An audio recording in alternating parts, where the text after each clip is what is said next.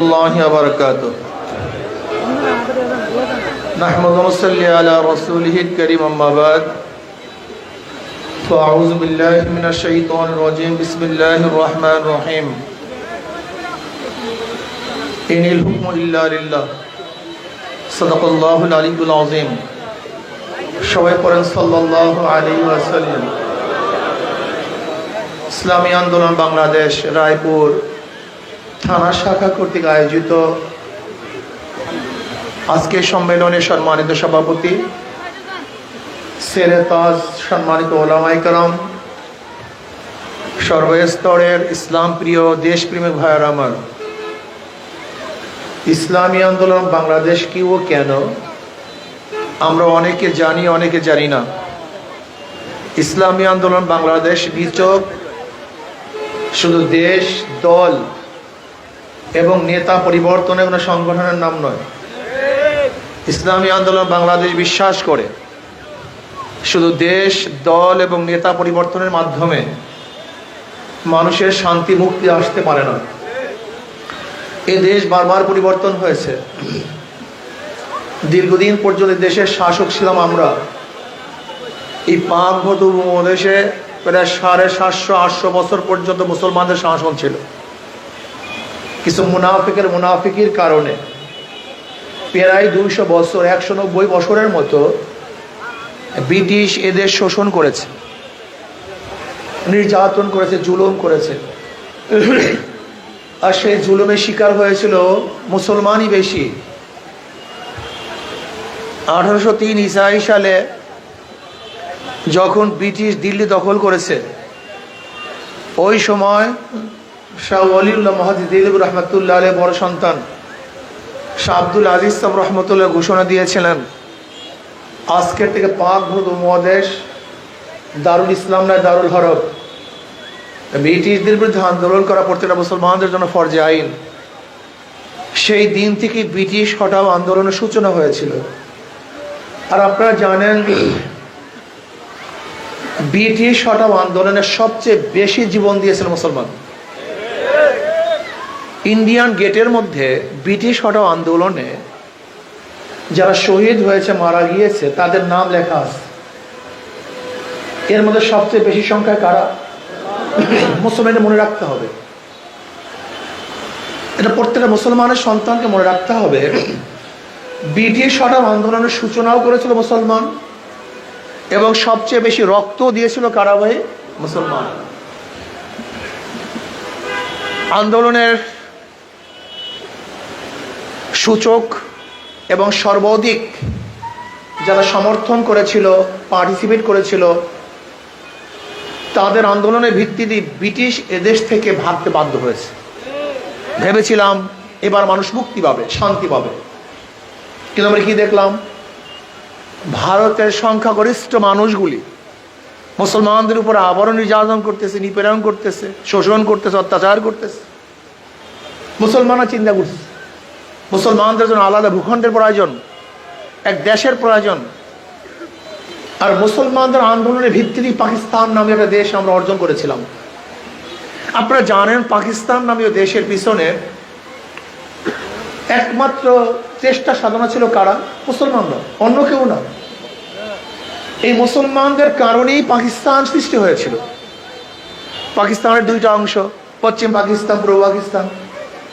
ভেবেছিলাম মুসলমানদের জন্য যেহেতু স্বতন্ত্র কান্ট্রি হয়ে গেছে, দেশ হয়ে গেছে, এখন শান্তি পাবো, মুক্তি পাবো। কিন্তু পশ্চিম পাকিস্তানের লোকগুলি বৈষম্য করছে পূর্ব পাকিস্তানের মানুষের সাথে।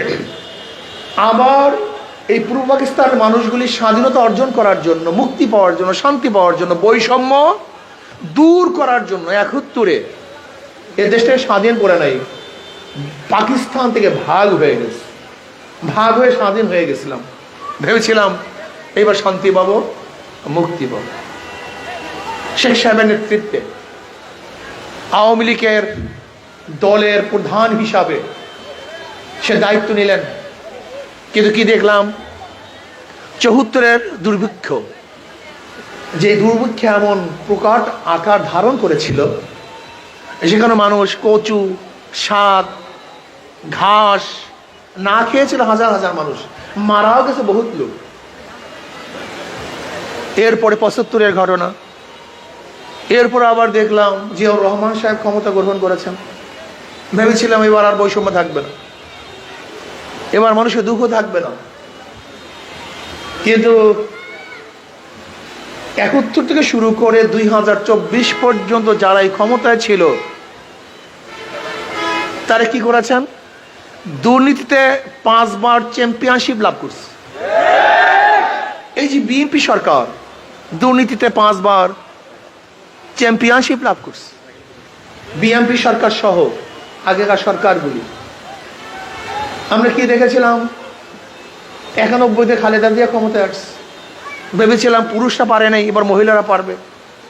কিন্তু 91 থেকে 95 পর্যন্ত পারে নাই। 96-তে আবার আওয়ামী লীগ ক্ষমতা আসছে, ভেবেছিলাম বিএনপি পারে নাই, আওয়ামী লীগ পারবে। আবার 2001-এ ওই হারুয়া পার্টি বিএনপিকে আবার ক্ষমতা নিয়ে আসছি, ভেবেছিলাম শিক্ষা পেয়েছে, এবার পারবে। কিন্তু 2001 থেকে 5 পর্যন্ত আবার অত্যাচার, অবিচার, জুলুম, নির্যাতন, আবার মানুষ আন্দোলন করেছে, সংগ্রাম করেছে। তত্ত্বাবধায়ক সরকার নিয়ে এসছে, তাদের আন্ডারে ভোট দিবে। কিন্তু না, আবার 2.5 বছর মঈনুদ্দিন ফখরুদ্দিনের সরকার দেখলাম, ভেবেছিলাম এবার মানুষ শান্তি পাবে। এরপর প্রশাসনিক নির্বাচনের মাধ্যমে শেখ হাসিনা 16টা বছর জুলুম করেছে, অত্যাচার করেছে, অবিচার করেছে। আবার মানুষ বৈষম্য বিরোধী আন্দোলনের জন্য ঝাঁপিয়ে পড়ছে। কেউ গোপনে ছিল, কেউ ওপেনে ছিল।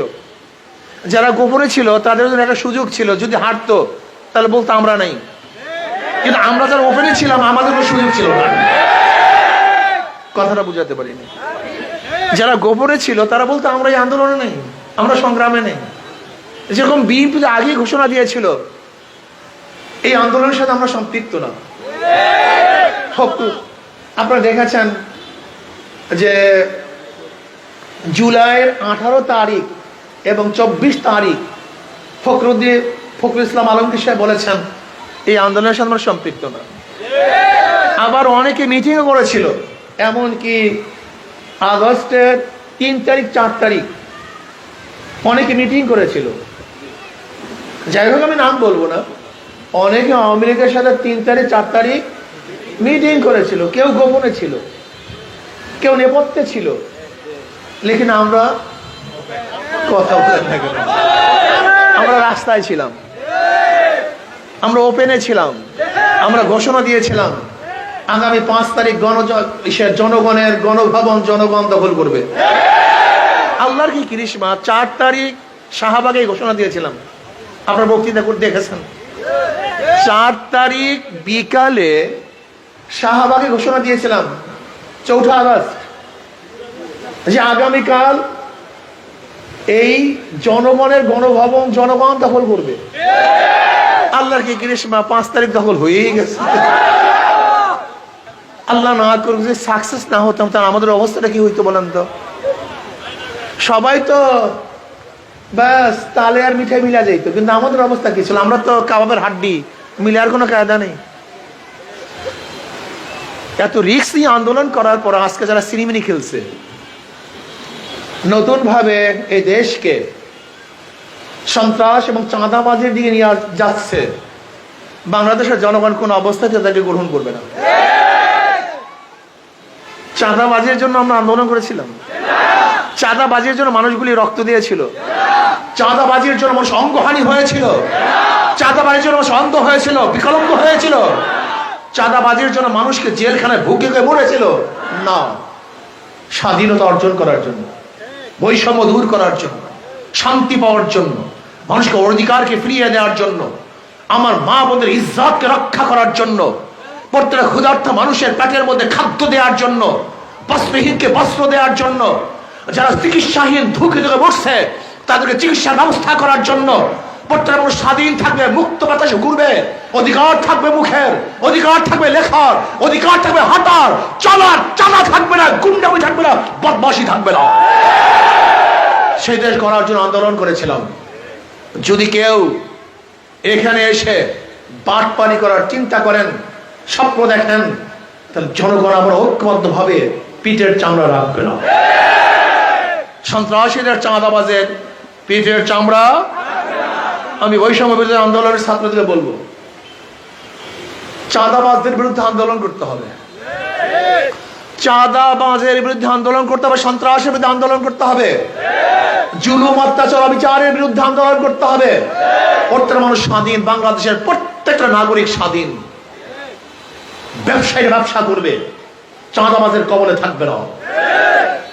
আজকে ড্রাইভাররা গাড়ি চালাবে, কোন চাঁদাবাজকে চাঁদা দিতে পারবে না।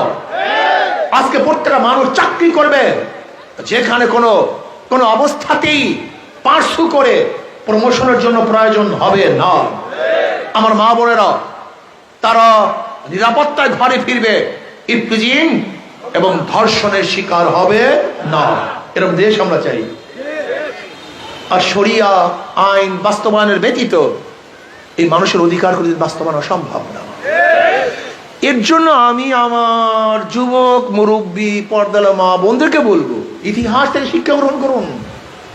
যারা আজকে ক্ষমতা যারা চিন্তা করছে, এরা ক্ষমতায় ছিল না তা না, ছিল, কিন্তু খুঁজে দেখেন তারা কি করেছে। মোল্লা দ্বিতীয়বার কিন্তু বেলতলায় যায় না। যারা চাঁদাবাজি করছে, দেশকে লুট করছে, খুন করছে, ধর্ষণ করছে, অবিচার করছে, অত্যাচার করছে, তাদের ক্ষমতায় দেওয়া যাবে না। যারা আদর্শবান, নীতিবান, চরিত্রবান, খোদার ভীরু, এদেরকে যদি ক্ষমতায় বসান, তাহলেই মানুষ শান্তি পাবে, মুক্তি পাবে। সংস্কারের আগে যদি নির্বাচন দেওয়া হয়, সেই নির্বাচন প্রস্তাবিত নির্বাচন হবে, নিরাপদ নির্বাচন হবে না। সহজ কথা। নির্বাচন আঞ্জাম দিবে কারা? প্রশাসন। প্রশাসন কি সংস্কার হয়েছে? এখনো কি পুলিশের অ্যাক্টিভিটিস বেড়েছে? তা নির্বাচনটা দিবে কে, করবে কে? আবারও তো দখলদারি হবে, আবারও খুন খারাপই হবে, আবারও দখলদারি নির্বাচন হবে। এই নির্বাচন আমরা চাই না। আমরা নির্বাচন চাই নিরপেক্ষ নির্বাচন, প্রশ্নবিদ্ধ নির্বাচন আমরা চাই না। এর জন্য সংস্কারের আগে নির্বাচন দিলে সেই নির্বাচন টিকবে না, প্রশ্নবিদ্ধ নির্বাচন হবে, সেই নির্বাচন আমরা চাই না। আমরা চাই গ্রহণযোগ্য নির্বাচন, নিরপেক্ষ নির্বাচন, যে নির্বাচনে সবাই অংশগ্রহণ করবে, নিরপেক্ষভাবে ভোট দিতে পারবে, যেখানে জবরদস্তি হবে না, দখলদারি হবে না, ছিনতাই হবে না। এই সংস্কারের আগে নির্বাচন দিলে সেই নির্বাচন প্রশ্নবিদ্ধ নির্বাচন হবে, সেই নির্বাচন মানুষ গ্রহণ করবে না। আসুন, ইসলামী আন্দোলন বাংলাদেশ এমন এক সংগঠন, তার নামের আগেও শান্তি। ইসলাম মানি শান্তি, কি কথা ঠিক না? তার প্রত্যেকটাও শান্তি। যারা ধানের শীষ নির্বাচন করে, তারা নিজেরা ধান কাটতে পারে না। যারা নৌকা নির্বাচন করে, নিজেরা নৌকা চালাতে পারে না। যারা নাঙ্গল নির্বাচন করে, নাঙ্গল বইতে পারে না। যারা কাস্তে নির্বাচন করে, তারা কিন্তু কাস্ত চালাতে পারে না। যারা কুঠা নিয়ে নির্বাচন করে, লাকড়ি ফাটতে পারে না। যারা গরুর চাকা নিয়ে নির্বাচন করে, গরুর গাড়ি চালাতে পারে না। কিন্তু ইসলামী আন্দোলন বাংলাদেশে এমন এক প্রতীক, যারা হাত পাখা নিয়ে নির্বাচন করে, তারাও চালাতে পারে। যারা সাপোর্ট করে, তারাও চালাতে পারে। হাত পাখা এমন এক প্রতীক, কাউর প্রতীক শোয়ার সময় বুকের উপরে থাকে না, না নৌকা থাকে, না ধানের শীষ থাকে, না নাঙ্গল থাকে, না দাড়িপাল্লা থাকে। কিন্তু হাত পাখা এমন এক নির্বাচন, এমন এক মার্কা, যেটা ঘুমের সময় মানুষের কলিজার সাথে থাকে। এই প্রতীক হলো শান্তির প্রতীক। আমি বিশ্বাস করি ইসলামী আন্দোলন বাংলাদেশের নামের সাথেও যেরকম শান্তি, তার প্রতীকের মধ্যেও শান্তি। ইসলামী আন্দোলন বাংলাদেশ যে প্রতীক ব্যবহার করে, এটা সবাই, মুসলমানরাও চালাতে পারে, হিন্দুরাও চালাতে পারে, গরিবরাও চালাতে পারে, ধনীরাও চালাতে পারে, পুরুষরাও চালাতে পারে, মহিলারাও চালাতে পারে, বড়রাও চালাতে পারে, ছোটরাও চালাতে পারে। অন্য কোনো প্রতীক কিন্তু সবাই ব্যবহার করতে পারে না। এই প্রতীকের মধ্যে বিশাল রহস্য, গুরু রহস্য নিহিত আছে। এটা এমন এক প্রতীক, সবাই প্রতীক, সর্বজনীন প্রতীক, সব জাতের প্রতীক, সব গোত্রের প্রতীক, সব মানুষের প্রতীক। আমি বিশ্বাস করি হাত পাকা যদি বিজয় হয়, তাহলে সব গোত্র, সব মানুষ, সব গোষ্ঠী, সব জাত নিরাপদে থাকতে পারবে ইনশাআল্লাহ। আসুন আমরা সবাই হাত পাকা প্রতীক নির্বাচন করি, অংশগ্রহণ করি, আজকের থেকে ইসলামী আন্দোলনে যোগদান করি।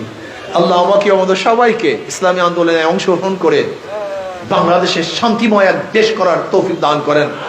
খাস করে ফিলিস্তিন মুসলমানদের জন্য দোয়া করেন, যেন ফিলিস্তিন মুসলমানদেরকে আল্লাহ পাক হেফাজত করেন, ভারতের মুসলমানদেরকে আল্লাহ পাক হেফাজত করেন, গোটা দুনিয়ার মুসলমানদেরকে আল্লাহ পাক হেফাজত করেন। আল্লাহুম্মা